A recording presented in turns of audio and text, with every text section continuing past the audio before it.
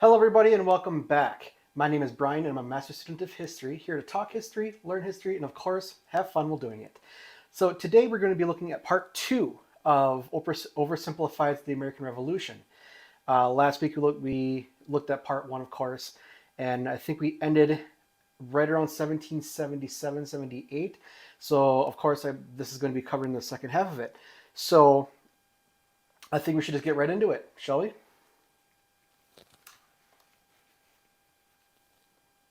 Video was made possible by brilliant math and science done right. Keep watching until the end of the video to learn how you can get 20% off the annual premium subscription. Washington's butt was sufficiently kicked. Winter was here. His troops' morale was low, some just up and left. Washington needed to do something, anything to restore faith in the revolution. The British had spread throughout New Jersey and settled in for a winter of drinking cider and partying hard. Nobody expected an attack in the winter, so Washington started making plans for an attack in the winter. The British had hired a large force of Hessian mercenaries from the German states of Hesse-Kassel and Hesse-Hanau to fight the rebels. It was these mercenaries that were stationed across the Delaware River from Washington and his army. And there were more Hessian reinforcements incoming, but they made an unscheduled stop because their commander got thirsty. No, not that kind of thirsty. That kind of thirsty. It was Christmas Eve with a blizzard outside when Washington heard the Hessian defenses were down, and he decided to attack. He made a perilous crossing of the icy Delaware River with So this is the famous picture of Washington crossing the Delaware. This is that famous event. 2,400 men and marched 9 miles to Trenton, where he caught the Hessian forces completely off guard. After a short but fierce battle, the Hessians surrendered in droves. It was a much-needed victory that sent a clear message, not only to the British, but to Americans across the colonies. The war was far from lost. General Cornwallis led the British forces south to counterattack the Americans, but in a series of battles, Washington's defensive positioning and flanking maneuvers defeated the British 3 times in 10 days, and the British decided to abandon southern New Jersey for the rest of the winter. Washington finally set up a winter camp in Morristown, but for the Americans, there was much less partying than the British. Elsewhere, the British had taken Newport, Rhode Island, because it was a good naval base. In the south, they failed to take Charleston, South Carolina, which left British loyalists unsupported and vulnerable to more harassment and even mass expulsion. Congress sent Benjamin Franklin to France on a mission to convince them to join the war, and while the French generally loved any opportunity to hoodwink the Brits, they didn't want to join unless it was a sure win. So for now, Franklin spent his days chilling out and chasing tail. The British Parliament couldn't believe the war wasn't over yet, and the pressure was on to end it. So it's well known that Benjamin Franklin was no stranger to the ladies, and he liked to fraternize with white women, and he was considered a womanizer, among other things. That's funny. British came up with a plan. General Burgoyne in Montreal and General William Howe in New York would advance through the Hudson Valley and meet in the middle, splitting the colonies in two, and thus screwing over the American communication lines. Burgoyne began his movement south, and after taking Fort Ticonderoga quite easily, he then came across heavy American resistance, so he sent Howe a dingle-dongle asking if he'd be showing up anytime soon. Meanwhile, Howe had completely abandoned the plan and gone for all-out personal glory by capturing the American capital, Philadelphia. He defeated Washington and his army at Brandywine Creek by using the old hit him with a decoy and flank him from behind tactic, and Philadelphia was now in British hands, forcing Congress to escape to York. But Burgoyne was left on his own to face the ever-increasing American force in Saratoga.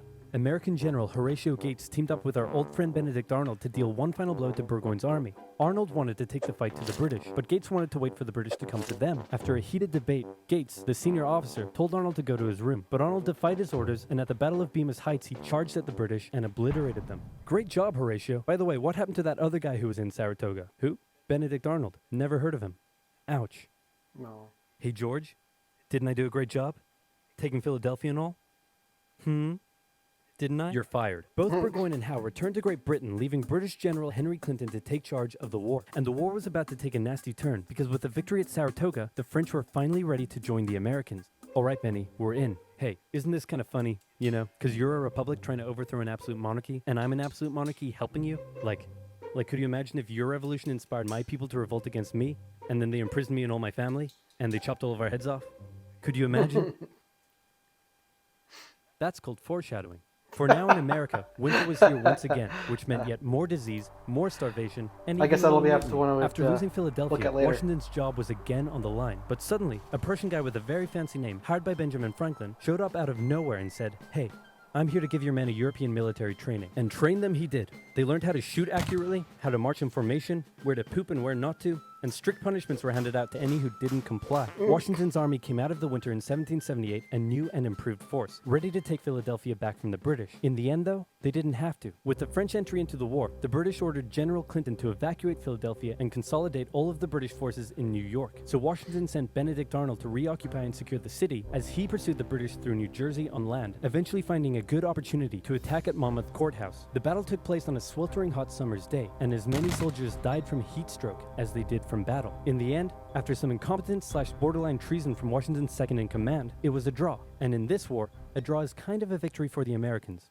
Next up, let's talk about this guy. This is John Paul Jones. John Paul Jones is handsome, Scottish, and absolutely insane. When the war first broke out, everyone was like, how did the colonies expect to stand up to the might of the British Navy with their meager fleet of converted merchantmen? Yep, try telling that to John Paul Jones. This guy sailed to the British Isles, somehow captured a British ship off the coast of Ireland, and brought it back to France. Then he returned, attacking more ships, raiding towns, and evading capture the entire time. Oh. These are basically pirate tactics. But hey, if it works, it works. In one incident, he captured a British ship and returned to a Dutch port without an official ensign because his was lost during the battle. That's a big no-no and can have you arrested as a pirate. The Dutch helped him out by quickly creating a design based on Benjamin Franklin's description of what the American flag should look like, and they entered it into their records as an official US flag. What they came up with looks pretty cool. The whole campaign probably played heavily on British morale and brought into question their ability to win the war. And fun fact, he was so cool that one of the towns he raided in 1778 gave him an official honorary pardon in 1999. Keep ripping in heaven, John Paul Jones. You're an angel now. What the Continental Navy was lacking in resources, though, the French entry into the war made up for. The French began with naval skirmishes in the English Channel, and they sent a large fleet to America, although it sustained a lot of damage in a storm off Rhode Island. The Americans were hoping for a bigger commitment from the French, so John Adams went to France to help Benjamin Franklin continue negotiations. Oh good, you're finally here. Check this out. Hey ladies, I'd like to fly you like a kite, because you're electrifying. Isn't this great? Is this what you've been doing? Yeah, why? We were sent here on a diplomatic mission to secure military support from France, not to philander with the locals. Wait, no, ladies, come back. Worst wingman ever. Lucidchart makes intelligent diagramming easy and helps your best ideas become real. But the Americans would get some more help. The Dutch provided aid, although they never formed an official alliance. More significantly, though, the Spanish, who had already been providing aid, officially joined the war in June 1779. They would provide support in the Midwest and the Gulf Coast, campaigns that heavily impacted the Native American tribes in those areas. Both sides actually enlisted the help of Native American tribes throughout the war, sometimes even pitting those tribes against each other. In the summer of 1779, after a series of raids against the Americans by the Iroquois, Washington organized an expedition that burned down more than 40 villages, forcing the tribes to relocate to Canada for British protection. And another group that shouldn't go unmentioned were African Americans, both free and enslaved. They joined both sides of the war, hoping to gain their freedom. But afterwards, many were simply returned to slavery, particularly those who had fought for the Americans. Despite owning slaves himself, Jefferson had written a condemnation of slavery in the Declaration of Independence, but out of fear of offending the southern colonies, this was removed from the final draft. For the same reason, the American Army stopped enlisting African American men in 1775, a policy that Washington, a slave owner himself, supported. But they were forced to reverse the policy after the British promised freedom to any slaves who joined them. In general, you stood a better chance of gaining freedom if you fought for the British. However, even those that left with the British after the war suffered mistreatment and discrimination in their new lives outside of America. Our good friend Benedict Arnold is now... Yeah, I'm really, really happy that he included that. With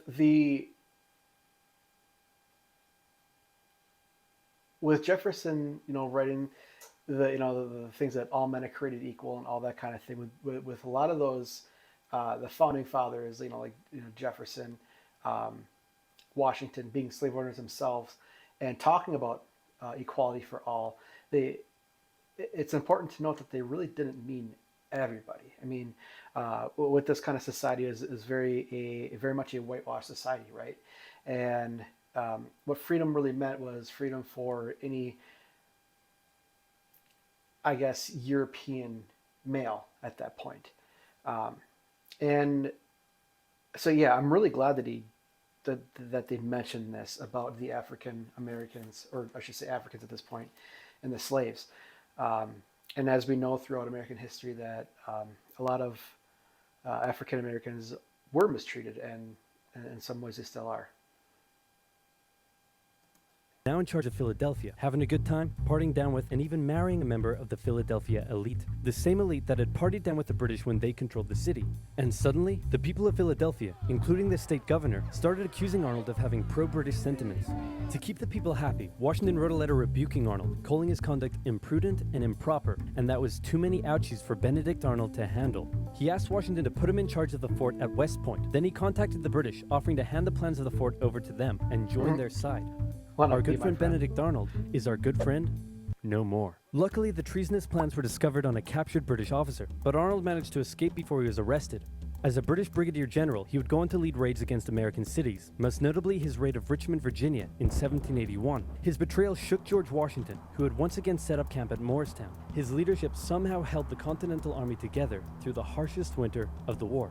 We're entering 1780, and Parliament was hopping mad that the war still wasn't over. The British debt was soaring, and despite taking parts of Massachusetts in late 1779, the North was in a stalemate, so the British decided to make a major shift in strategy to the South, an economically rich area with a higher level of support for the British, or so the British thought. A year earlier, they had captured the underdefended city of Savannah, Georgia easily, and a joint American-French counter-siege failed. Now, they laid siege to Charleston, South Carolina. It fell within months, with thousands of American troops surrendering to the British, a costly defeat. The British quickly moved to take control, and they sent stereotypical Hollywood villain with a British accent Bannister the Butcher Tarleton into the backcountry, where he hunted down rebels and destroyed them with ruthless brutality. The British presence also inspired local loyalist militias in the backcountry to rise up against their persecutors. The British really seemed to be onto something with their new strategy, and the ball was very much in Washington's court. I'm gonna send my most loyal general, Nathaniel Greene, to the south to stop the British. Gonna have to overrule you there, George. We're sending Hero of Saratoga and your biggest rival, Horatio Gates. Watch this, George. I'm gonna save the day again, everybody will love me, and I'm gonna get your job. Here I go. And he got into one battle with Cornwallis, got annihilated, and ran away. Alrighty, let's go with your guy. Nathaniel Greene knew the British outnumbered his own forces and wouldn't be defeated with conventional tactics, so he had to think outside the box. He split his army into two, said, "Hey big boy, look at me," and then they went running in two different directions. Cornwallis sent Tarleton after Morgan, and he caught up with him at Cowpens, where Morgan proceeded to kick Tarleton's butt. Then the two led Cornwallis on a wild chase through North Carolina, his bigger and better equipped army much heavier and slower than Greene's quick and mobile troops. Greene led Cornwallis further and further from his supply line, then crossed the Dan River into Virginia, picked up some reinforcements, and turned back to face the now exhausted British. At the Battle of Guilford Courthouse, the two sides engaged in vicious close combat. Cornwallis, fearing loss, fired his big guns into the chaotic fighting, cutting down many of his own men. Greene retreated, giving Cornwallis the victory, but Cornwallis lost a quarter of his men in the fighting, so it felt much more like a British defeat. At this point, both sides desperately needed something to happen soon to end the fighting. The British were running out of money, while the Americans were again facing mutinies as the men went without pay or even basic living needs. Fortunately, the French were now showing up in greater numbers and were ready to fight. After his encounter with Greene, Cornwallis decided the only way to win the South was to first prevent the Southern Continental Army from using Virginia as a supply base. So he abandoned the Carolinas, moving to Wilmington and on to Yorktown, a position the British believed would be easy to supply and support. On his march to Yorktown, he raided many farms, stealing horses and supplies from the locals, but also freeing thousands of slaves, many of whom joined him. The French saw Cornwallis's new position as an opportunity to land a decisive blow on the British. Washington wanted to attack Clinton in New York, but the French said it was a really dumb idea. And to be fair, it was. Instead, Washington sent out fake dispatches to make it look like they would attack Clinton, but secretly their combined force marched all the way down to Virginia. A large French fleet under the command of Comte de Grasse arrived and successfully cleared the British Navy out of the Chesapeake Bay. The combined land and naval forces then laid siege to Cornwallis's army in Yorktown. The American and French forces tightened in around the city, raining artillery down on Cornwallis, who desperately appealed to Clinton for aid, but Clinton was unusually chilled out about the whole thing. Cornwallis held out for nearly a month before he had no choice but to surrender. Over 7,000 British troops were captured, a crushing defeat, and with that, Parliament had reached the end of its rope. The war just wasn't worth it, and it needed to end now. The British still held New York, Charleston, and Savannah, but fighting between the two sides mostly ceased as peace negotiations opened up in Paris. The resulting treaty in 1783 saw Great Britain remove its troops from American soil, recognize U.S. independence, and cede territory up to the Mississippi River. In return, the Americans agreed to pay any debt still owed to Britain and gave fair treatment to any colonists who had remained loyal to the crown. The Spanish got Florida, while the French got an economic crisis that led to its own revolution a decade later. Washington retired to his home in Mount Vernon, wishing his men farewell by saying, "I most devoutly wish that your latter days may be as prosperous and happy as your former ones have been glorious and honorable." He hoped to live out the rest of his days in peace, but unfortunately for him, a number of people wanted him to be the first leader of the new country, and by a number of people, I mean literally everyone. The first election campaign in American history was basically a grassroots effort to convince Washington to accept the office. He was sworn in on April 30th, 1789, and he himself established many of the standards and limitations of what the American leader should be. First of all, there was debate on what he should be called. Is he a king? Is he our glorious leader? In the end, they went for a word that at the time was pretty modest. President, like the president of your local bowling club or office bake sale committee. He set up a cabinet of expert advisors, knowing that no president could know everything, no matter how much of a stable genius they claimed to be. He proposed major legislation to Congress and gave an annual State of the Union address to keep his own power in check. He stated that the U.S. should remain neutral in foreign conflicts, and in the end, he voluntarily gave up his power after just 2 terms. He could have made the presidency anything he wanted, but his careful and cautious actions helped set the precedent of an office that is powerful in its limitations, decisive through its diplomacy, and respected in its humility. And so the United States was born, and everything was perfect. It had no problems, not a single one. Certainly nothing that would, cause such an extreme divide that it would lead to a civil war. Anyway, moving on. Foreshadowing? Quick quiz. Name the most American thing you can think of.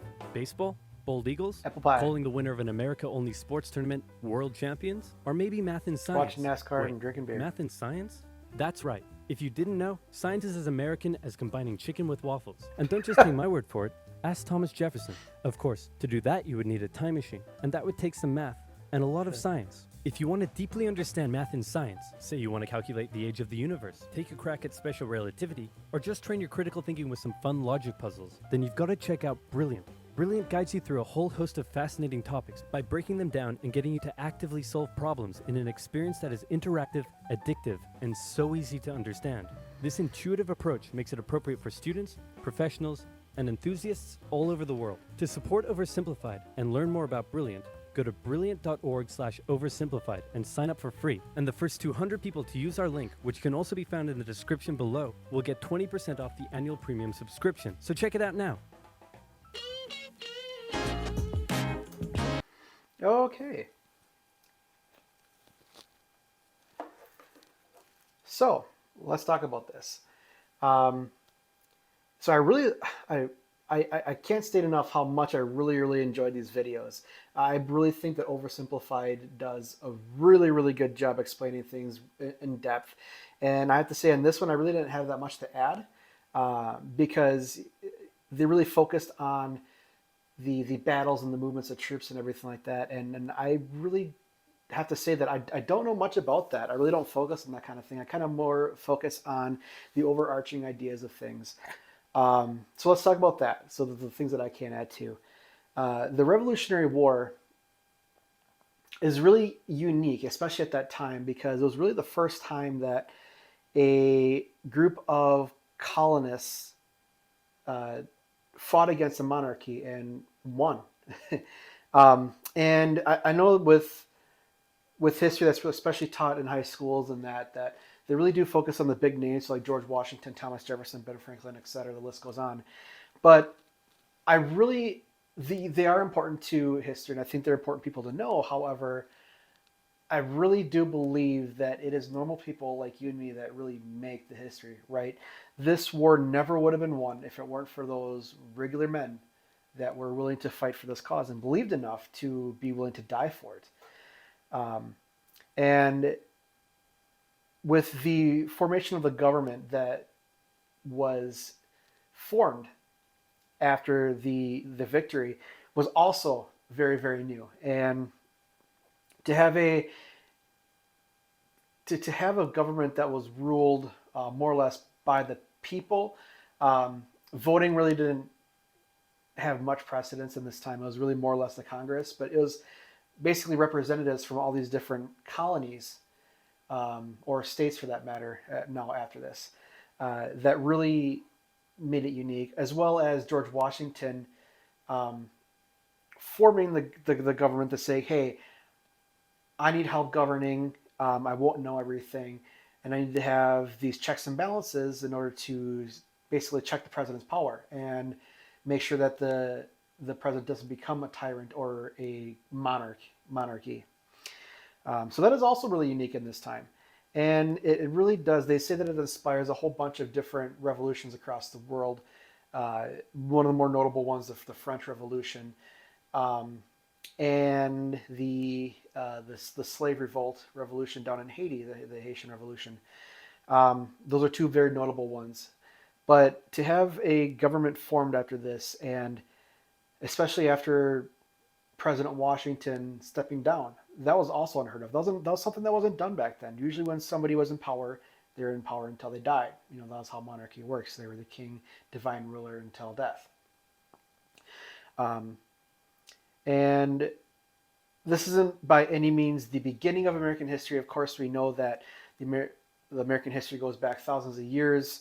I mean, the Europeans were in this part of the United States since early 1600, 1607 being Jamestown.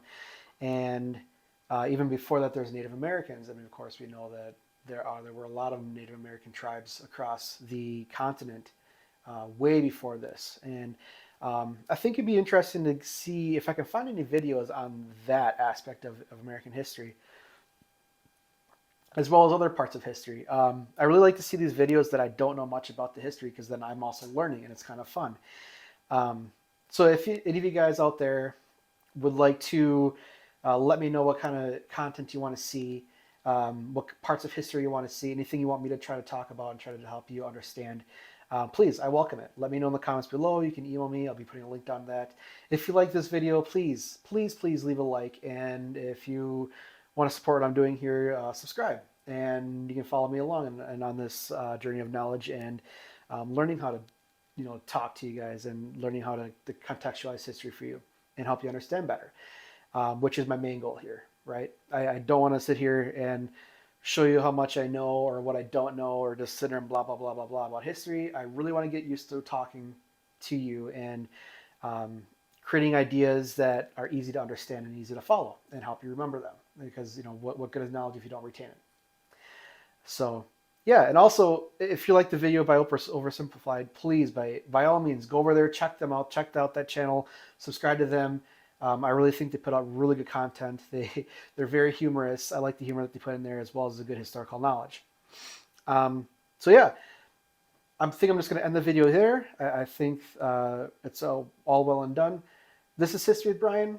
My name is Brian, and we'll see you next time.